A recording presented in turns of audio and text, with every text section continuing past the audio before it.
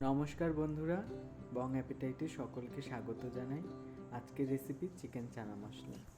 এর জন্য প্রথমেই আমাদের চানাগুলোকে জলে 6 ঘন্টার জন্য ভিজিয়ে রাখতে হবে।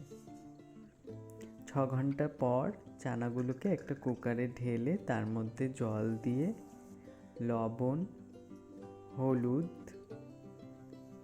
দারচিনি, লবঙ্গ, এলাচ, একটু কাশ্মীরি লঙ্কা গুঁড়ো দিয়ে ঢাকনা বন্ধ করে 5টা সিটি নিয়ে নেব। তারপর আদা রসুন কাঁচা লঙ্কা একটা পেস্ট করে নেব। তারপর চিকেনের মধ্যে লবণ, হলুদ, এরপর অর্ধেক পাতিলেবুর রস দেব।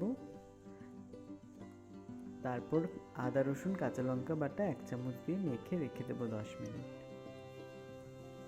কড়াইতে সরষের তেল গরম হলে দারচিনি, এলাচ, লবঙ্গ, একটা তেজপাতা দিয়ে পেঁয়াজ কুচি দিয়ে দেবো।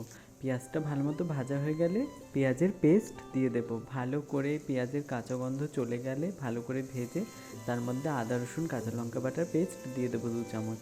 ভালো করে ভাজা হয়ে গেলে তার মধ্যে হলুদ, কাশ্মীরি লঙ্কার গুঁড়ো দিয়ে ভালো করে মিশিয়ে মশলাটা কষিয়ে নেব। তার মধ্যে 2 চামচ টমেটো সস দিয়ে দেবো। মশলাটা ভালো করে কষে গেলে তার মধ্যে জিরা পাউডার দিয়ে দেবো 1 চামচ, ধনিয়া পাউডার দিয়ে দেবো 1 চামচ। তারপরে একটু জল দিয়ে মশলাটা ভালো করে কষিয়ে নেব। একটু ঢাকা দিয়ে নেব। 2 মিনিট পর ঢাকনা খুলে দেখব তেল ভেসে উঠেছে মশলা থেকে। এই সময় চিকেনগুলো দিয়ে দেব।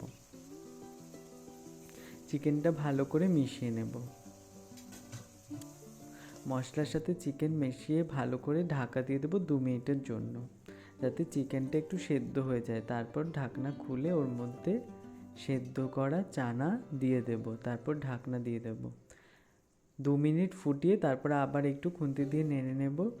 এরপর একটু গরম মশলা ছড়িয়ে দেবো উপর থেকে, 1 চামচ চিনিও দিয়ে দেবো। ভালো করে মিশিয়ে 2 মিনিট ঢাকা দিয়ে তারপরে ধনেপাতা কুচি ছড়িয়ে দেবো। তাহলেই ready chicken chana masala. Recipe কেমন লাগলো অবশ্যই জানিও। ধন্যবাদ।